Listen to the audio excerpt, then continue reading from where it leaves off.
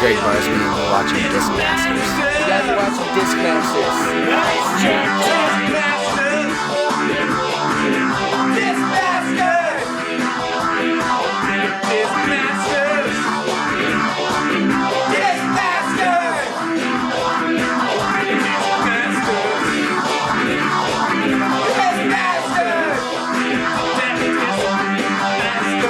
Hey there, I'm Jacked Up with Discmasters. Today we're covering the Otter Open at Cal State University, Monterey Bay, here in gorgeous Marina, California on the Monterey Bay Peninsula.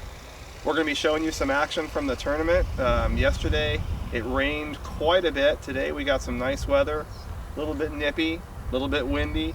We're going to be showing you some action from the first round, and then we're going to be following around the lead group for the Open division and going to show you that action as well. It's not super close, but you're going to see some top talents, including Nikko Locastro, Gregg Barsby, and John Child. So enjoy. Here we go. After 2 rounds, Nikko leads by 7 strokes. There's 1 round to go.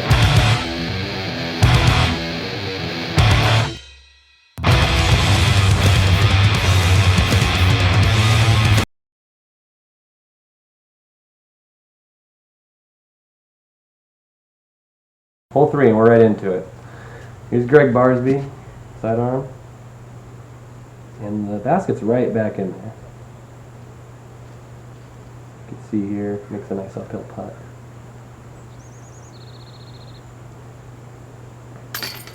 Yeah, good putt, Gregg.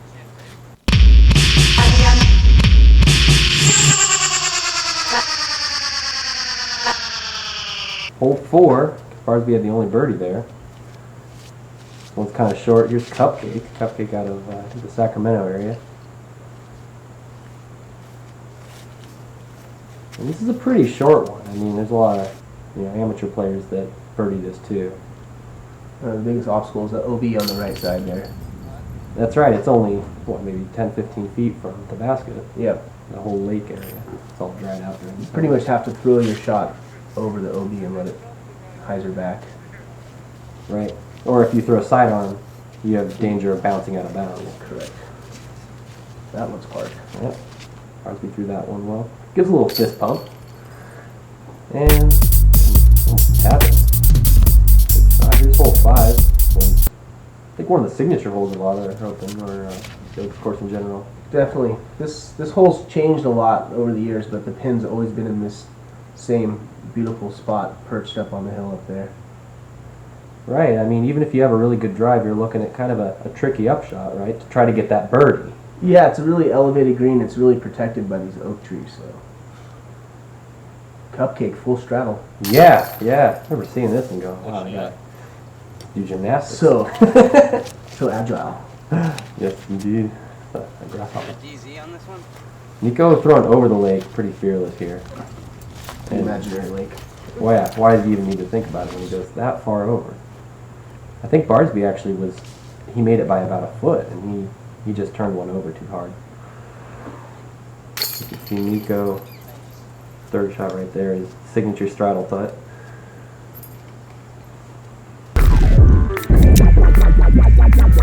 Here's hole 6, the piano hole, which unfortunately has been all broken up. Some ne'er-do-wells, I think. Now just a story about the piano that used to be there. That's right. Which wasn't actually part of the hole, but on the walk to it. An old vintage I think it was piano. one of the CSUMB students' art projects or something like that. Huh. Yeah, there's actually a sign there that tells the whole story. If you go play Oaks, you can read all about it. And Nikko and Barsby both do this ridiculous turnover shot that every time I've gone back since said, how do they do that? That's the thing about that hole 6. You gotta pick a line and stick to it. That's the way I try to play the hole. So. Yep. This one also kind of neat. It's inbounds on the other side of the fence, or out of bounds on this one. In left of the fence is OB. There's 2 baseball Really fields. shouldn't come into play for these guys. Right. But then there's also that lake on the right, so if you turn it over way too hard. But then these guys exactly should be kind of just wrapping around that kind of Christmas tree, the pine, right? It's about a 30-footer. Yep, you see Nikko executes it pretty well. Just laying up in that ice plant, you don't really get a good skip off of that, do you? No, but if you land a little bit further, you'll land on the dirt and will get a skip. Right, and we're actually going to see that in just a second with Mike Westlund's drive. Barsby, very nice. I think he's also a nice plant though. And again, a long putt. He just sneaks it in. Fuck it. Yep. And this is a beauty. You'll hear Nikko and Barsby talking about how he almost skipped it in. Oh my god, it almost went in. It definitely almost went in. Just left of the pin. That must have been close.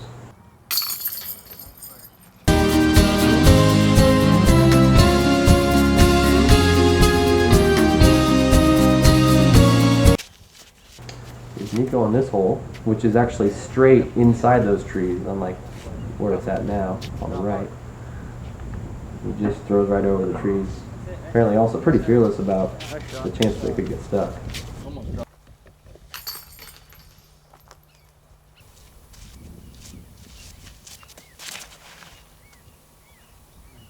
That looks good. Stay up there. Going. He said stay up there. He said stay up there. It was this guy. It was stay in the air and keep going. I thought it was coming in a little bit. How big is that window if they're going out? If you're trying to land about 20 feet right of the pin, there's a pretty good window. But if you want to get right on it, you actually kind of have to hit the trees. It's, yeah. But there's a pin that's about 50 feet right of that, and it's a nice open green where it's, you actually throw a good shot and you land it on the green. And that's where they play it in the Worlds, and almost Yeah. looking like he's aiming That's for it right now. kind of the shot yeah, that's probably actually on the right pin. Yeah. But you'll see, this wouldn't be in the birdie compilation if you didn't nail a good putt here. Look how far he is. Jump putt. From about 60, 70 feet. Very sick putt. His first birdie of the round, unfortunately. Didn't get it until hole 8.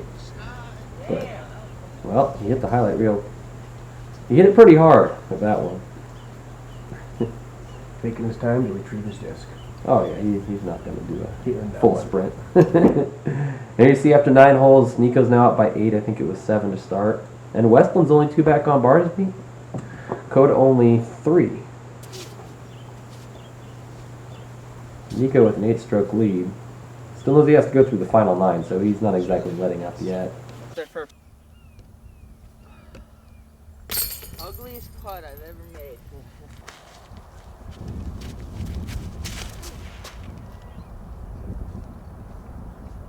Get there. Nikko here, long hole 11, practically almost 8, and then it skips and rolls towards the basket. A little log love there. There's a log there. Yep. Here's Barsby kind of going a little lower, and you can't really be sure it's going to come back. It looks like it might even just shank, but he's such a stable disc, I think he knew. I wonder what he threw there. It must have been something pretty stable. I would imagine he threw probably a force or a predator. Gabe Cota. Also pretty wide. I think I lost the end of that Yeah, shot. for the distance these guys throw, it's pretty much just throwing a hyzer the whole way. Yeah, Any disc that gets too flat will kind of carry too long and get into these oak trees on the right. kind of a guesswork there whether you get the ice plant or not, though, huh? If you stick in the ice plant, you're left with a significantly longer putt.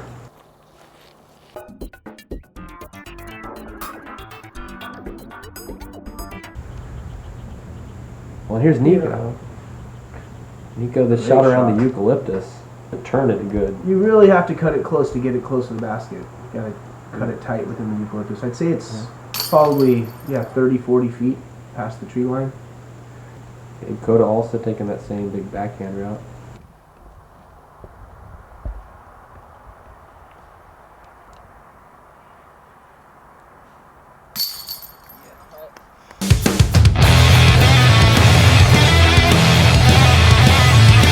This hole right here is by far the longest hole on the course at 643 feet. It's not a hole you're actually going to try to attack and get a 2 on, and I believe it's actually a par 4. So you're actually trying to get down there, way down there, and give yourself an easy approach shot to the basket.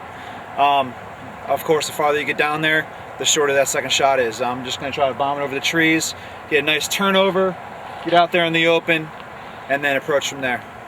Let's do it.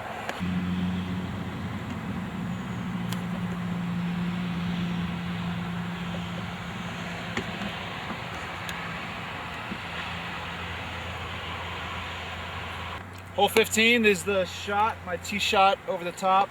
Yeah, all I was really trying to do is throw a nice big towering anhyzer that flies out. There's a lot of open area once you get past a lot of the bushes and trees short of on the fairway. That's the only real danger on this hole is landing short in those trees or throwing a low shot in those trees. By avoiding all that, you try to go over the top, try to get a real far shot out here, and give you a nice 125-foot look at a possible eagle. But you know, a nice layup for a birdie 3 on this hole. Let's put her up there.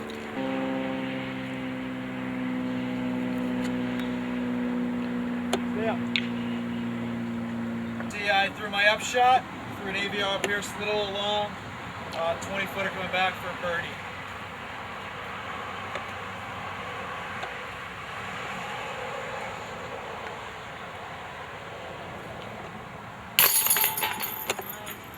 Go, keeping it easy. Destroyer off the tee pad, AVR approach, AVR putter. Here's a 3 birdie. Nice. So that was hole 15 at the Cal State of Monterey Bay Oaks course here in Monterey Bay, Seaside, California. Hole 15, 643 feet. Threw a nice destroyer off the tee pad.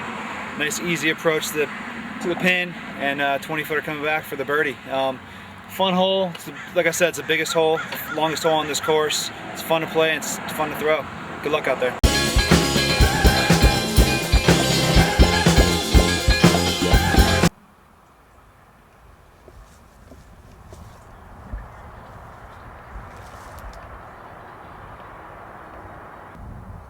Now we jumped ahead to 15 yards on Nikko. I think I missed one of his shots there. This is a par 4, one of the longest holes of the course, almost another kind of signature hole.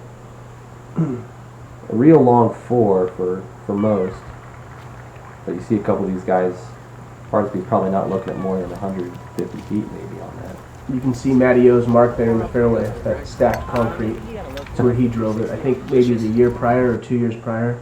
It's a 600-foot drive. A well-known drive, Yeah, right? that's why they left a little shrine for him. I'm about to ace this hole right now. Here's Barsby claiming he's going to ace this hole. That usually doesn't work as planned. Sitting next to the local legend Brian Rossi. Close enough. Yeah, whew, very close. Mike Cupcake Westlund. Kind of looks like he had more hyzer on his than Gregg did. And he also just kind of plants it. Making the sidearm look easy. Yeah. Nikko leads by 9 after 18 going into that final 9. John Child sneaks in ahead of Gabe Cota and Mike Westlund. But Westlund stays on as the 4th, and unfortunately we have to say goodbye to Gabe. And here's a little plug for Tom Schott's World Disc Sports. And asking which What's my color. color? Green Blue or blue? Oh, there's multiple things. And here's some of the food for Nothing like finishing the round and coming in with a nice meal. Yeah. Well, way to pasta. Best way to get people to stop complaining about the rounds. Oh, isn't there? Here for you. Some food in the belly. Here's a DGA plug. Yeah, DGA. Oh, look at those beautiful hurricanes. Aftershock leaves, glow flies.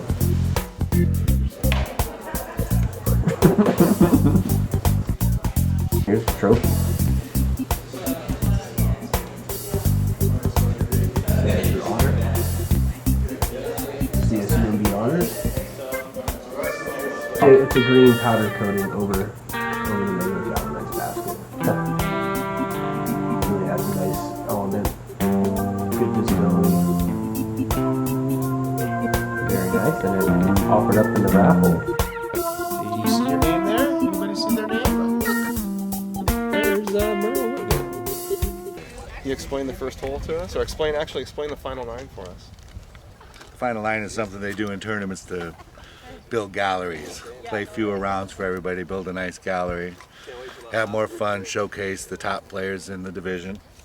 And I put a couple big safari holes in it. This is kind of testing it for the worlds, so to speak. Can you describe the safari holes for us? Well, this safari hole is going from hole 1 out to basket 2.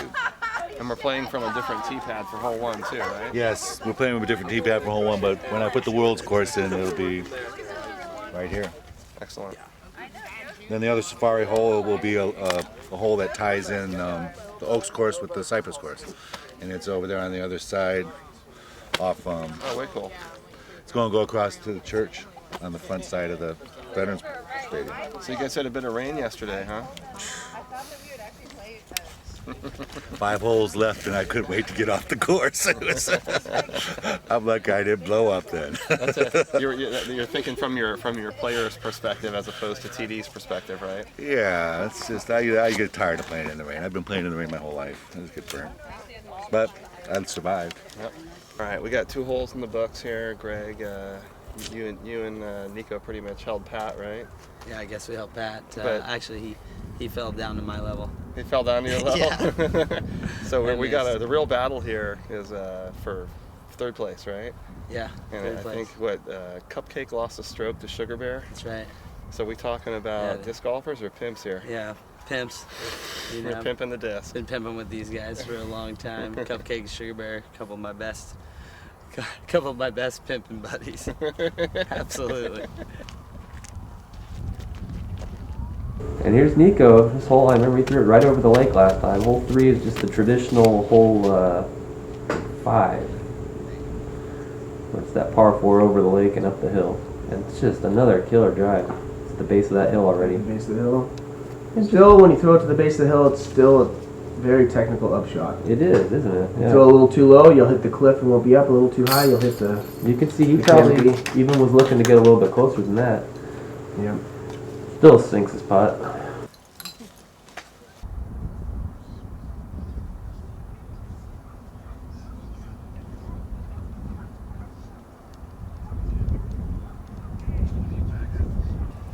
So while we sit here waiting to tee off, some little bit of interesting trivia about Fort Ord. It hasn't been an active military base since 1992, but 1 million soldiers trained here for World War II alone, including actually Elvis Presley. Not necessarily for World War II, but it's pretty interesting that it's seen so much action as a military base. Now it's seeing action again as a disc golf course. Pretty cool.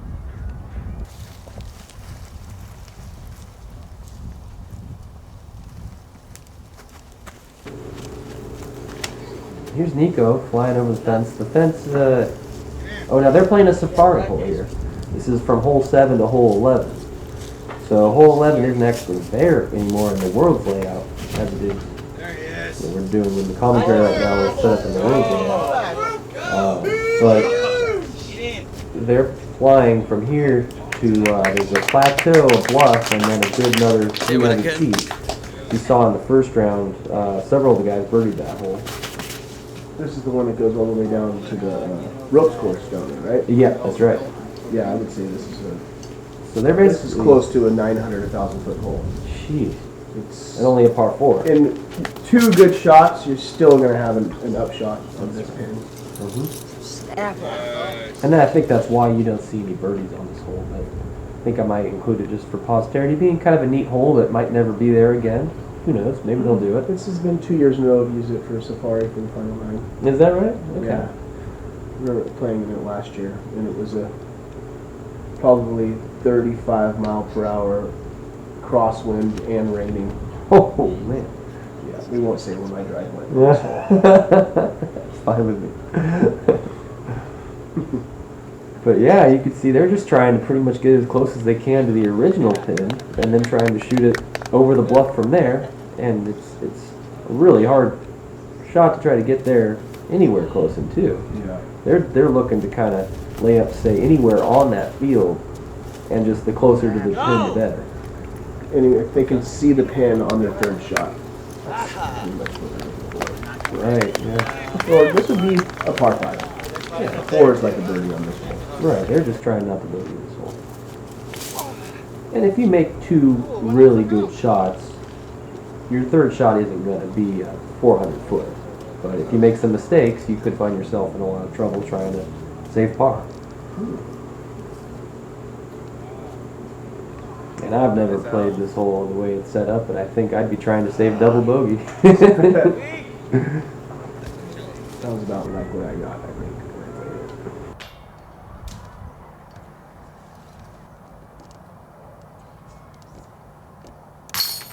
Sir.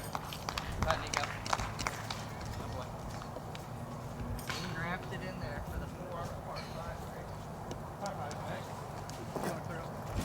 There's just another 4.5.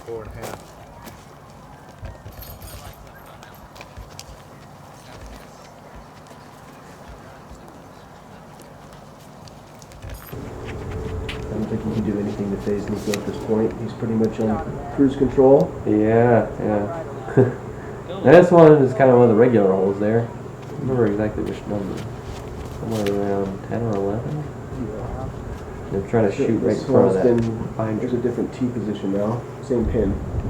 Is that a pine tree? World reconfiguration. Most of the cypress trees out here. Cypress. A little bit thicker. Cypress and oaks. That's the names. Cypress and Oaks. Of course. You can look this. Both with relatively easy birdie putt. Place that drive just right. It's really only like a, 350 foot hole? Something like that. If that, probably, yeah. 330 foot hyzer.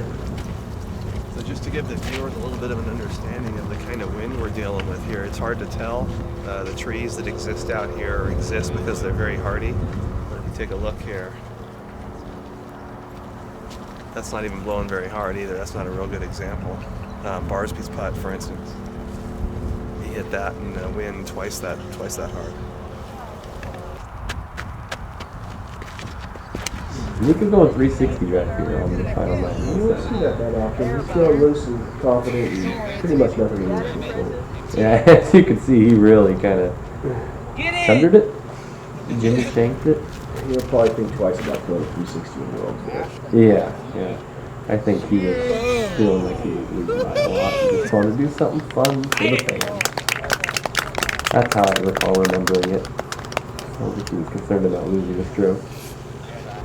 And then there's Barsby and John Child also going over the ice plant. Pretty much another goal in this hole. Yep. Well, some people kind of go right around these trees, and John sort of took a more straight approach. Probably sensing if he's a lefty and it's going to hide their back, it'll go towards the basket. While the righties kind of try to do big S turns. You're looking at probably, what, 600 or 700? Something like that? Some more. I believe it plays about 700 feet downhill.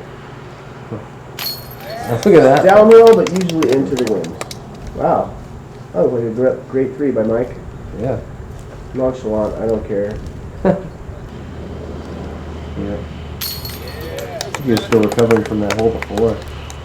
But Barsby still got some pep in his step. yep, Barsby with a 3 there, and then John Child with a 3 as well. Wow, and Nikko. No pressure. Oh, wow. barely finishes off that star frame. Yeah. Oh. All of them did it. Final scores: Nikko by 10 over Barsby. 9 more before you get down to John Child and Mike Westlund at 8. But of course, he still takes 4th place because he made the final 9, even though he was over par on those. But there's a tough 9. So Merle right here giving out this infused basket, or what do you call it? We got powder coated. Powder coated. It's the ticket. MPZ. Nice. Wow. He says, I don't have the ticket, but it's me. No.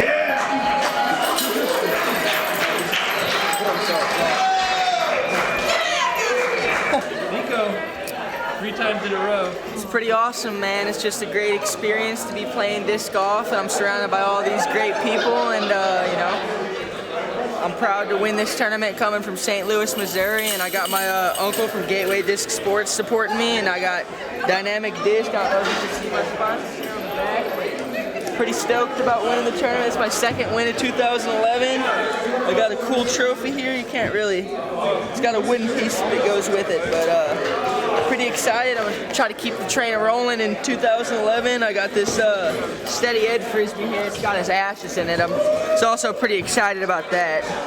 Good collector's item, a little piece of disc golf history there, and it's all mine, so pretty excited about everything, and I thank everybody for tuning in, and like I said before, you know, peace out. I'll see you guys next time, right? All right, cool.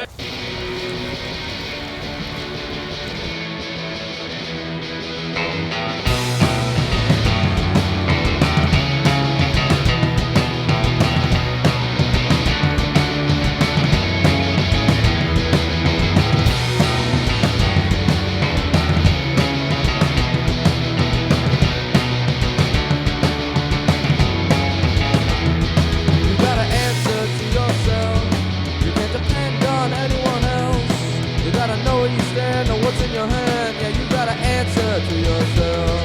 You gotta write down what you know. You gotta make sure that it's known. Yeah, they're coming along to see what you've done, and they're gonna claim it for their own.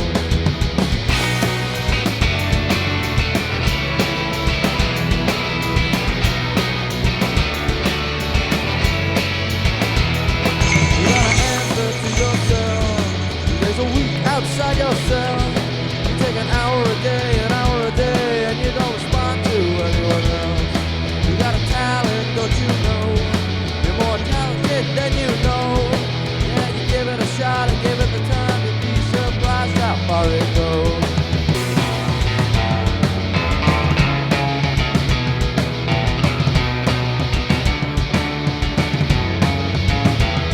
You gotta answer to yourself.